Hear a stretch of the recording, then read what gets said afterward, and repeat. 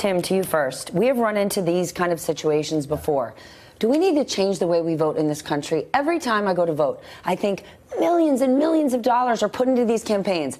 And then I go to vote. Okay? And it is so antiquated. It is so backwards. My mom has been working at polls for all my life. And I'm like, is it my mom, some lady named Doris, and Helen that are deciding the future of our democracy? Like, it seems ridiculous to me. Representative democracy can be messy. We're seeing that right now. I know that. Here's the difference. In Georgia and Arizona, it seems they have it more under control.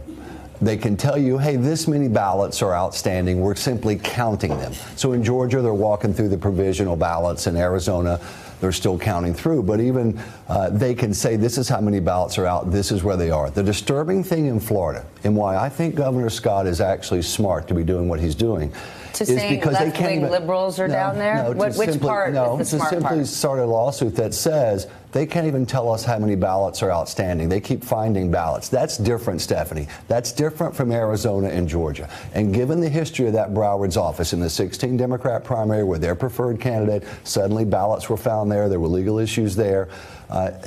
Florida's, I think, worse than Arizona and Georgia, where at least they can tell you, hey, you know, in Georgia, we're looking at provisional ballots. We're walking through them. It is a more difficult process.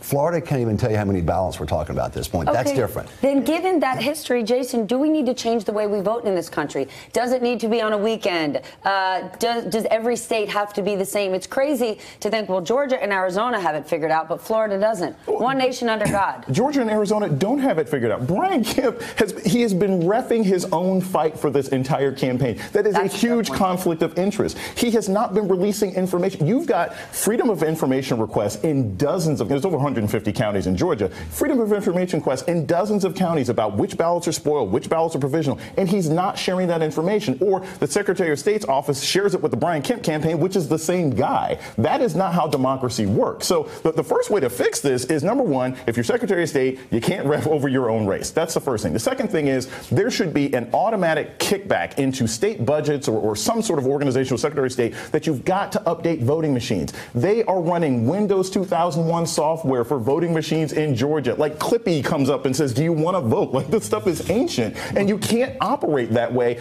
Part of what I think Stacey Abrams is doing, and this is a really key thing for me, regardless of what the result is, she's not just fighting on behalf of making sure the election is fair, because it hasn't been. There's been so many shenanigans and Kemp keeps losing lawsuits, but also it's for the inspiration of young people. You got a lot of people out there that if this happens, if they can see somebody can rig an election this way and then be made governor, it will disenchant and disenfranchise so many young people. So I'm glad that people are fighting regardless of what the end result is. To that point, Tim, why wouldn't Brian Kemp recuse himself?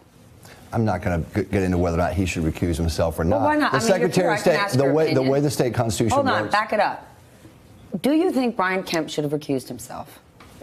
I don't have an opinion on it. Yes, you do. You I definitely. I don't have an opinion on it. But you think I invited you here to have no opinion? Try again. No, I want you to answer this question. A rigged election is a bit much, though. That's too far. It's totally far. To rigging an election is silly. Then we're not going to say an election is rigged. That's a silly statement. That's just a silly statement. If you have been repeatedly chastised by the court said, hey, look, you are putting people out with exact match. Your job is to now inform all the local agencies to change, and he didn't do it. In Jason's opinion, it's rigged. I would like to know your opinion. Is it appropriate for Brian Kemp to remain in charge of the election in the state where he's running for governor? You definitely have an opinion on this. It's appropriate under the law to do it. Whether or not you choose to do it is another thing. It would probably have been cleaner to say, you know what, I'm going to step aside and run this campaign full time. Most campaigns are full time. So folks ought to step away from their positions, whether it's Congress or state legislature or anything else. But to say that it's a rigged election is too far. And by the way, most state constitutions have chosen to make the Secretary of State's office an elective office. That's a constitutional question that states or if it was the reverse, if Stacey Abrams were the Secretary of State and didn't recuse herself, what would you think? I just said, I think it's better for most elected officers to step away from their positions. So which elected officers is it better if they don't? I think it's good for all of them, too, don't you? Well, there we go. I do. Yes, I do. We just got to it. That is the right thing to do. But to suggest that it's rigged is wrong. That's going bizarrely too far. You had 700 voting machines, 700 voting machines that were in bubble wrap. You had county officials saying, we could have used these to slow down some of these lines, and it only seems to be happening in areas. Yes, but it's his job to fix that incompetence. incompetence. And if you were Actually, consistently local state- incompetent, the local it is boards of his job. elections He run is their the local he's the elections. Secretary of State. It's his job. It eventually You falls think on you his can go lap. into Fulton County, Atlanta, and say, you're going to All do right, this, boys, this, it's my job. It It's wouldn't my happen. job to take us to It wouldn't commercials. So happen. we're going to leave it there. You know what our takeaway there was?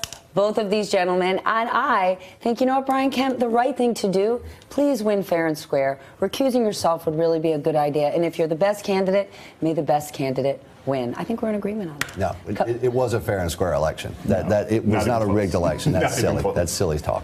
Hey there, I'm Chris Hayes from MSNBC. Thanks for watching MSNBC on YouTube. If you want to keep up to date with the videos we're putting out, you can click subscribe just below me or click over on this list to see lots of other great videos.